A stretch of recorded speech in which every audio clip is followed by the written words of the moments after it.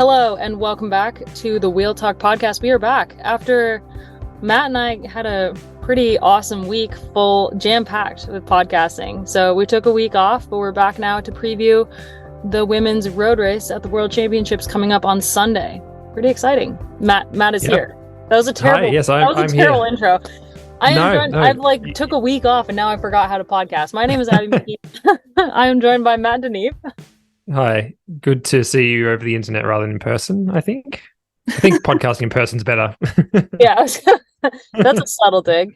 And joining us again, we've got Lauren Rowney. Lauren, it's so good to see you again. I'm really happy to be here. I'm super, I was going to say stoked, but that would just, I don't know, excited because I just watched the Junior 19 Women's TT and the Aussie took gold. She won.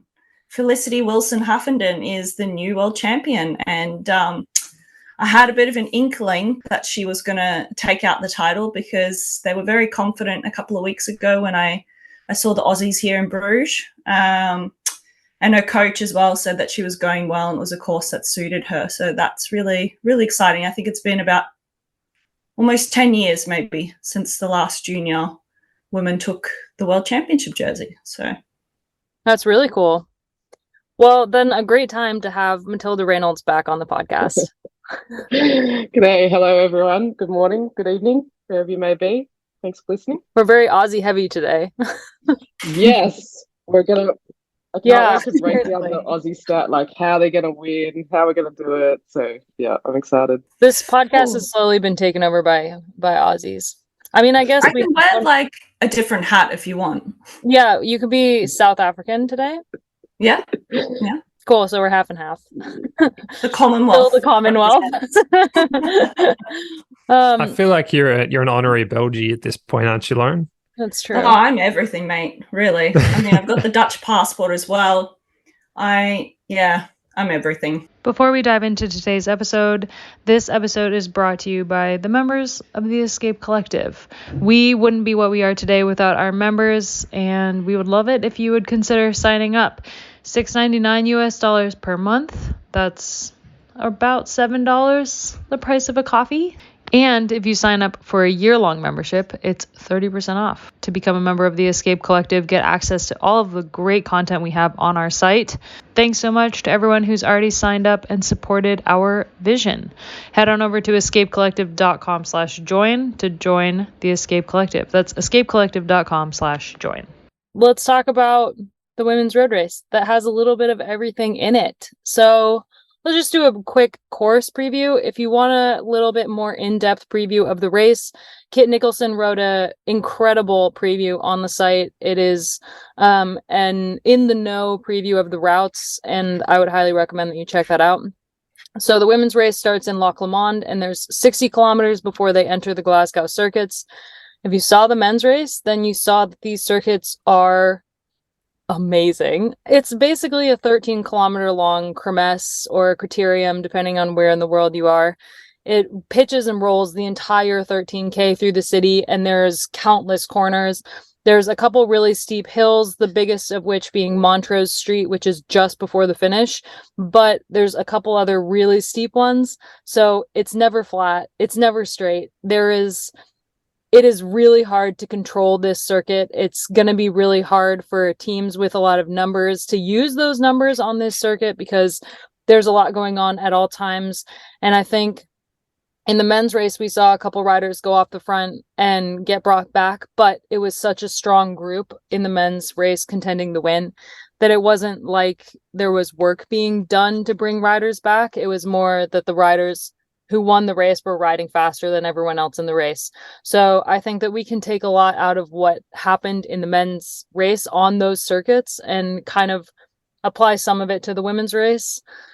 So yeah, the circuit is awesome. I ran it on Sunday and it was so much fun. It was just constantly moving. And there's parts that are in the city center on cobbles. So that'll be really fun if it starts to rain. But there's also parts that are like in the park. And so it's like really green. You kind of forget that you're in a city. So a lot going on with the circuits. Where do we start? The teams? I don't know. Do we continue to talk about the course? I don't know. Do you guys have any thoughts on the course? I know there was a lot of debate on whether or not it's worthy of being a world championship course. What? Yes, a certain Belgian that's become quite vocal on Twitter has been making some comments. I don't know. I mean, you know how we feel about a good circuit race, Abby. We love it, and that's why we love Worlds. I honestly don't have an issue with it. The men's race looked brutal. So did the junior 19s race that I watched. Yeah, it's going to be a race of attrition, which generally speaking, that's what Worlds is. But, you know, one of the keys to this race is, I think it's been a bit of a talk, is like that sort of cyclocross type rider. And it's going to be very much, I think the strength of the team might play into the lead in to the circuits, kind of what we saw with the men's race. And then it was just sort of from lap one with the men's race, just game on. And then it was strung out from there on, and was just basically, if you were positioned well, you had good legs on the day, and you had that ability to do the on, off, and save energy wherever you can, through the little technical bits, was basically how it sort of panned out there. So it's made me think about the importance of teams, and like usually we talk about how strong the Italians are, how strong the Dutch are. Generally speaking, the Australians have a good team too. The French, I think Denmark is actually going to have a good team. But I'm curious what your thoughts are once we get to the circuits, how much of a difference that's going to have on the race. Like the Dutchies, of course, have a phenomenal team again, but I don't know. I don't see Annemiek doing so well on this circuit, to be honest. And I think if they're going to use her straight away, almost. I feel like the thing about this circuit is that it's easier to rule out riders. It's easy to rule out riders for this race. Like, I have no doubt in my mind that Annemiek is still going to try and attack on the only climb in the 60K lead up to the circuits. But once they get into the circuits, it's so fast that it would be really hard for her to hold a gap in that. It'd be really hard for anyone who would try to go in that first 60K to hold any kind of gap in the circuits, because once they get to the circuits, it's basically like last woman standing. Like it's every woman for themselves. It's so fast and technical and hard, and I think that will make it so that there's a lot of riders on the start line who in a normal world championship, like, I think we would say, okay, they have a shot. But I feel like because the circuits are so challenging and so unpredictable yet predictable, that it's kind of like there's like 4 people that could win this race, and I don't see it being a surprise winner, honestly. I don't know. Matt, what do you think? Yeah, I was just going to touch on something Lauren said, and you touched on as well, Abby, about the technical nature of the circuit. The other day I caught up with Matt Dinham, Australian rider who finished 7th in the men's race from the early break, actually. And he was saying that being a technically strong rider like he is as a mountain biker is a massive advantage on that course, because you can save energy through the corners. And when you've got a course that allows you to do those kind of that requires you to do those short, punchy efforts, anywhere you can save energy is a really good thing. So I think, particularly if it's raining, we're going to really see the riders with the good bike handling skills come to the fore. I think that'll be a big factor. And I just wanted to touch on the weather as well quickly. According to the BBC, the forecast is for, quote, thundery showers, end quote.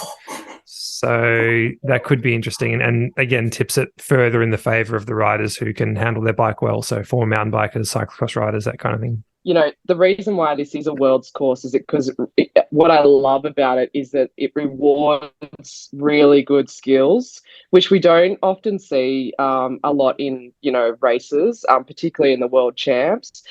And so, and, you know, we saw that. And I think what is so important once you get to the circuit, I am, like you, Lauren, curious how the teams play it, because there's the only thing I can think of is if you can get 3, 4, potentially 5 with the Dutch on the front, then say the likes of Lotte Kopecky or some of the other, threats are going to be further back. And the further back you are in this race, the harder it is. So we saw that.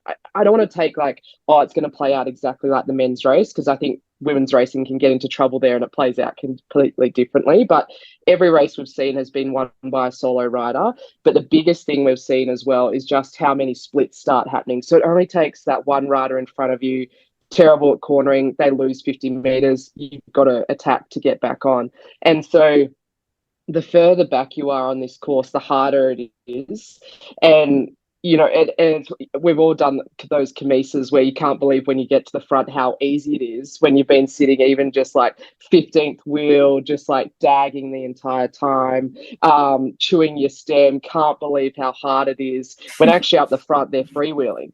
And so I think the skill set, and like you said, Abby, like for me, that actually moves quite a lot of riders who I think don't have that.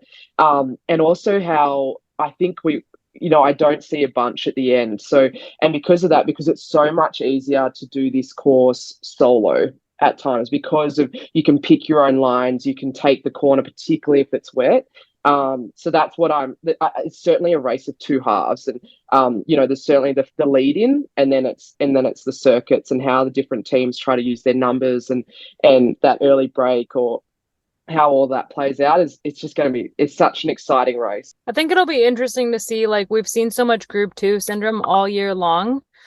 I think it'll be interesting to see if that plays into the early part of the race actually having a bigger role in the race than we would expect normally. Like, if there is a group, the men had, I mean, it's completely different, but they got like 9 minutes at one point, that early breakaway.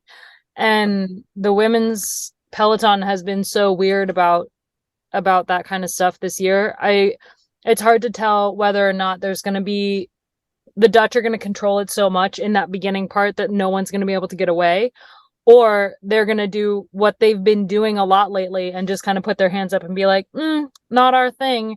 And there will be a break that gets an early lead. And maybe the riders in that early break aren't the ones who win in the end. But I wouldn't be surprised at all if we see somebody sneak into the maybe top 5 that was part of an early. Kind of like Matt Dinham from Australia. Yeah, exactly. He was, I think, the only guy to survive the break. Is that right, Matt? Yeah, and I was thinking this as well, going back to how we've seen women race the early part of these longer, harder races, is everyone wants to be in the break. And I think with this race as well, a lot of people are going to know once they hit the circuits and do 1 or 2 circuits, the race will be done for a lot of people. So there might be this situation where, you've got a few countries trying to get into the break and then a few more want to, and it's just like this constant flow of riders trying to get across, which then actually brings the whole peloton back. And 60 kilometers isn't that long when you think about it before entering, because again, don't want to go back to what happened in the men's race, but I think there were some really key points to it, as well as the junior 19 men's race, was how fast it was with 20, 30 kilometers to go before they even entered. People were nervous. How interesting is it that the men's race happened a week before, so we actually have this gauge for how the race might go? Like, it's interesting because talking to a couple other people well-versed in women's cycling, like, they seem to think that the women won't race the circuits as hard as the men. And I think that there is an element of weather that might make that true. Like, the race might not be as fast if it's super wet, because people might be cautious, but it's still like the world championships. And I feel like there's so many women who do have a shot at this, even if it's an outside shot, that it's going to be such a fast race. Like, I think it's hard to predict, even if we all agree that one rider kind of stands above the rest in terms of whether, like, who's going to be winning this thing at the end. But yeah, I think that I just find it so fascinating that we can be like, okay, well, in the men's race, like, this happened, because we don't usually get to do that. But that's my only negative on this course, Abby, is that unfortunately, if you have the slightest issue, you're out.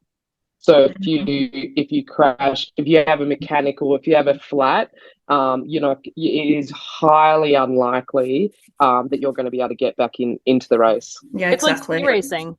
It's like one mistake and you you're had a out. lap out, or Yeah, I felt like they should have been getting a lap out. I was like, Just a nice, like, 15-kilometer long break. All right, I think we should talk about contenders.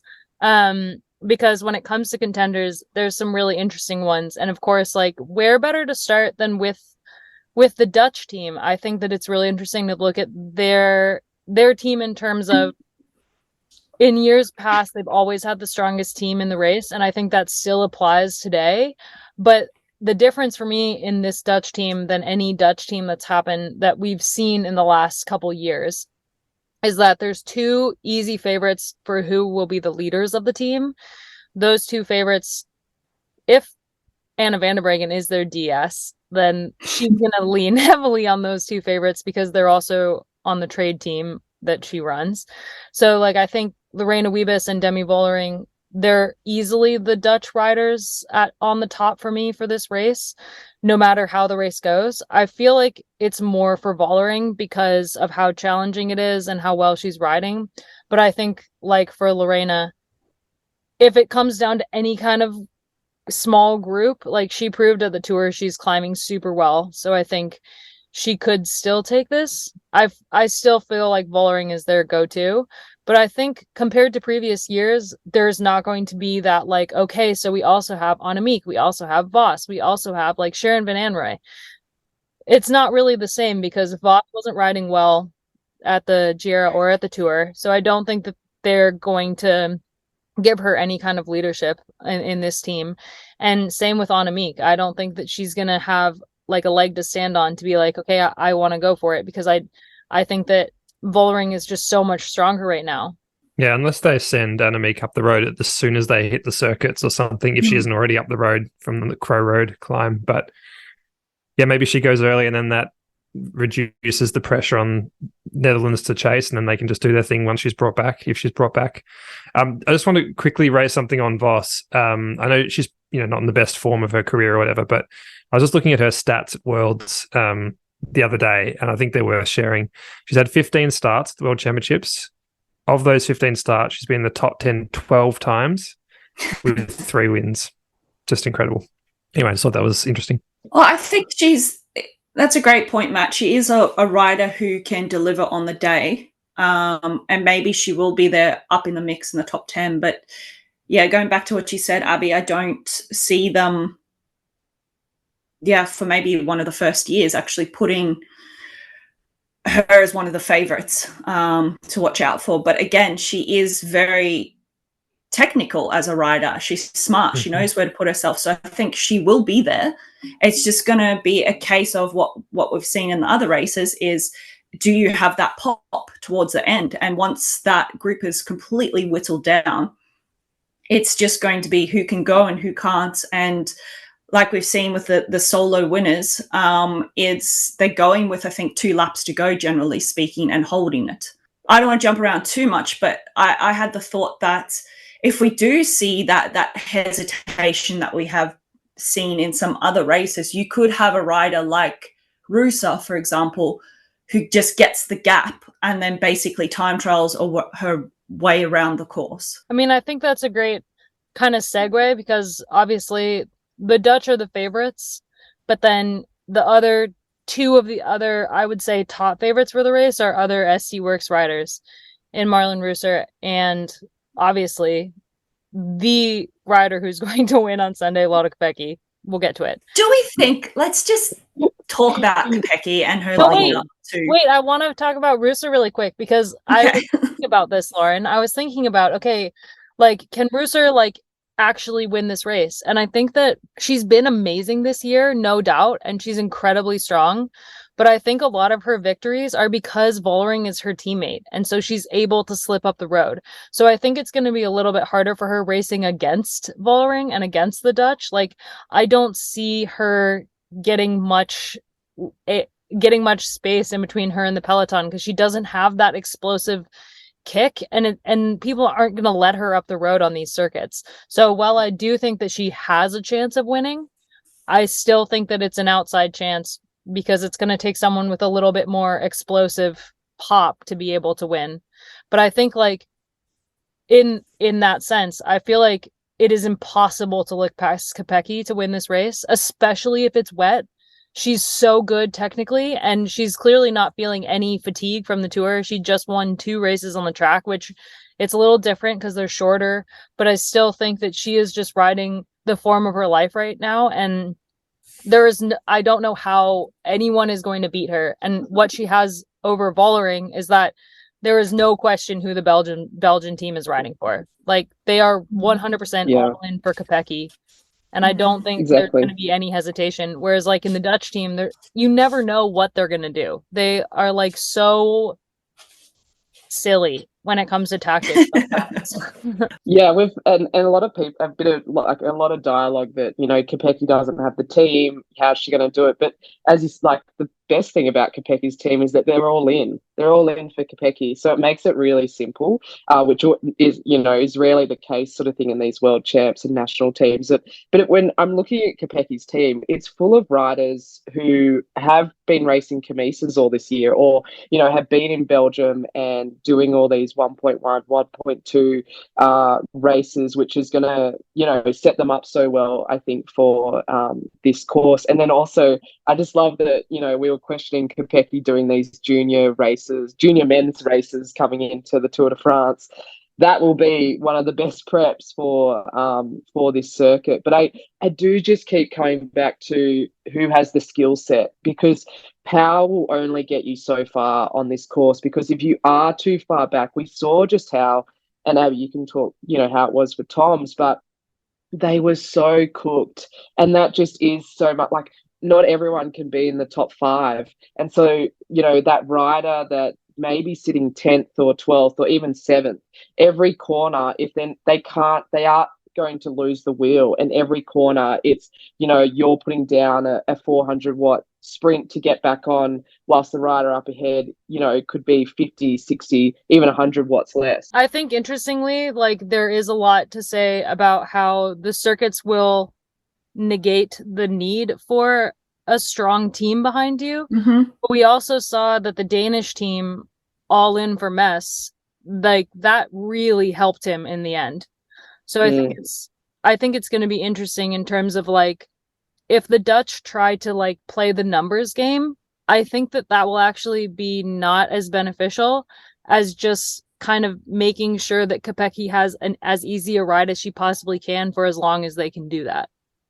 And their team is still so strong. Like, they've got Julie de Wilde on there. They've got Senna Kant. Like, I think they're going to be a lot stronger than people give them credit for. Jumping onto the Italians, and maybe, I know we've brought this up before, but after I finish this point, Lauren, Abby, remind me why the Italian team seems to take up half the start list. I can never remember why they've got like ranking 15 riders. Yeah. I think Italy and the Netherlands have 8 each, and it's got to do with World Tour ranking, whether you have the current world champion and European champion. I think you can get a spot, just like the Aussies can take the Oceania champion and have an extra rider. So sometimes in the past that's really worked well. And back in the AIS days, or the Orica AIS days, they would keep a few Orica riders back just to win that title, to ensure, if they got selected, that they had that extra rider. So yeah, there are the Dutchies and the Italians do have 8 riders, which is a huge advantage. And if going back to that point about what Denmark did, I mean, the Dutchies have the horsepower to do that and make it very selective from the get-go. Yeah. No, just jumping onto the Italian team, like, they have the numbers, and it's actually like some standout names in Soraya Paladin, obviously Silvia Persico. Confoni is one of the best 1.1, 1.2 riders in Belgium, knows how to get around a course. And obviously, unfortunately, Lisa Balsamo won't be taking the start list. And more, like, you could almost list that whole team. But I think I am picking Silvia Persico to make the podium. Obviously, she's a favourite of this pod, and cost me a lot of fantasy points at the Tour de France and did not come through.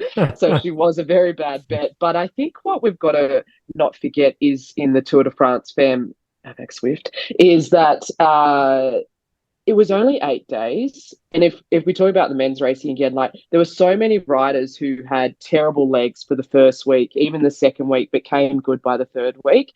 And it was just such an unforgiving Grand Tour, because if you weren't right just for those first 5 stages, you were out. You never got your opportunity to find your legs, a little bit of stomach sickness, whatever it was. So I think there's only so much we can take from the form that we saw at the Tour de France Femme.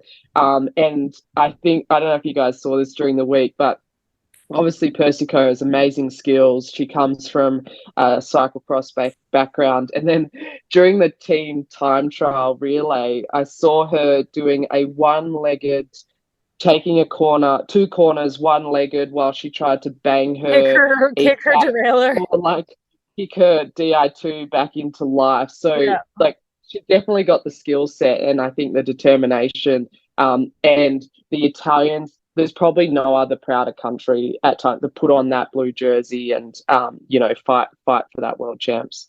I think the Italians are really interesting because without Elisa Longa Borghini, I feel that they lack a lot of experience. It's a very like young team otherwise. I think like no one loves the Italian team more than I do. And looking at their team the last couple years, they've definitely the Italian nation is rivaling the Dutch in terms of depth and results. But I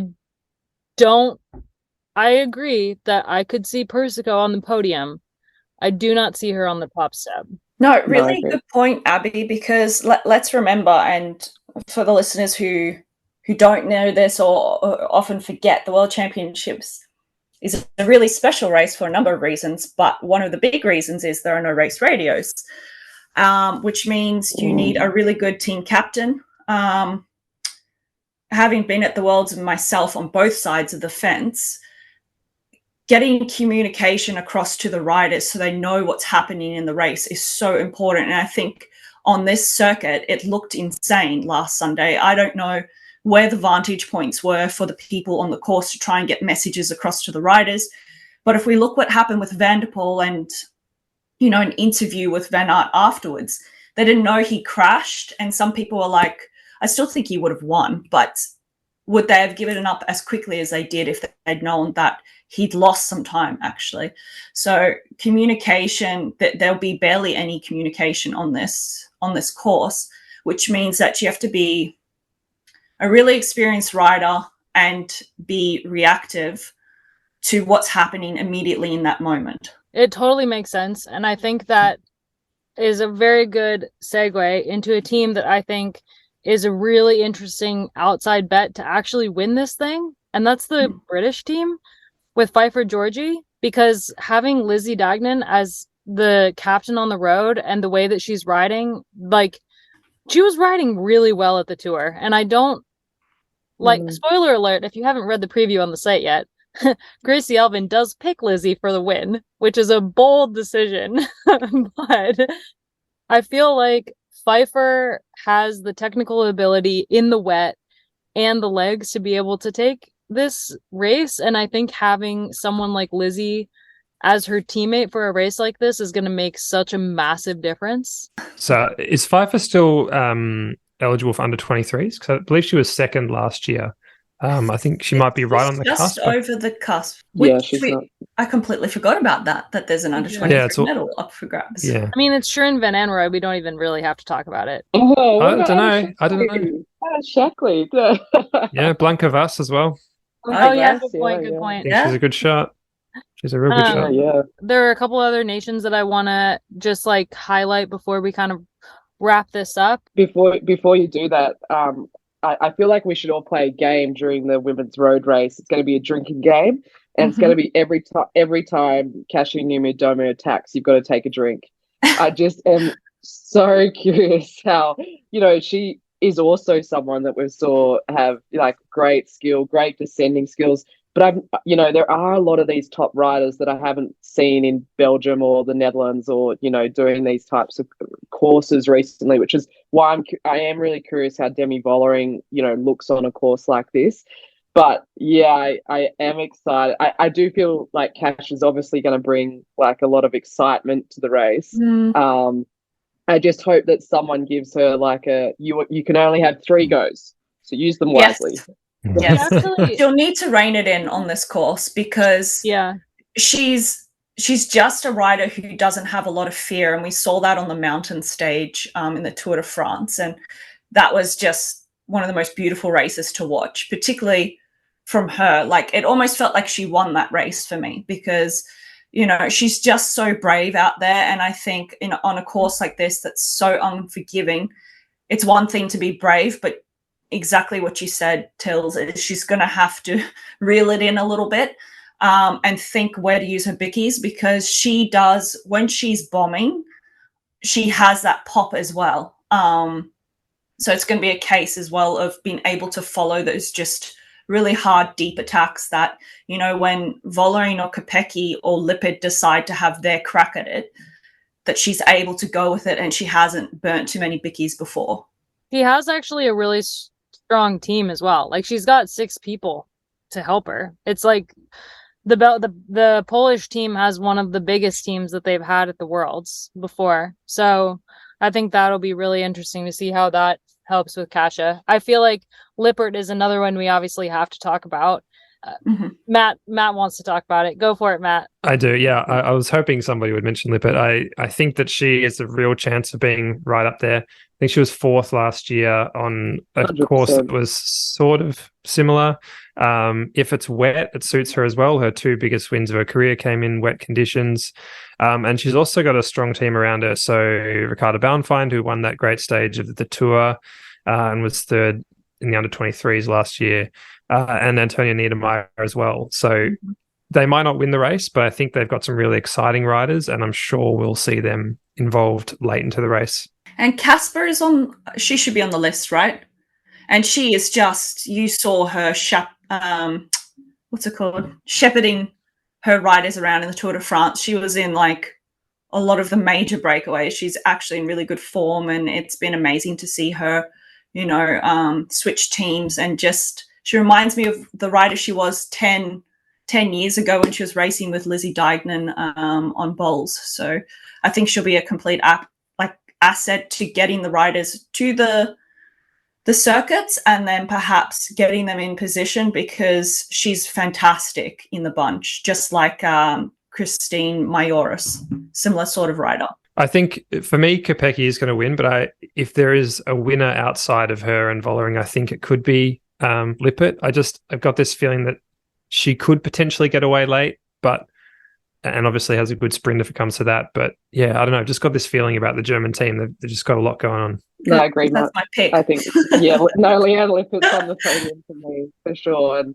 yeah, again, it will be wet at some point. It's going to be wet on that course. So yeah, I think definitely. And the other thing is, the only thing I just hope that doesn't happen is that the favourites don't back themselves out. So, you know, they're looking at one another too much. Everyone's looking at, you know, they want to, the teams want to back out Weebs, or everyone's now going to be looking at Kopecky with both her form and obviously how the previous races have been played out. But like Kopecky, like during the week, I just love this when she won the points race.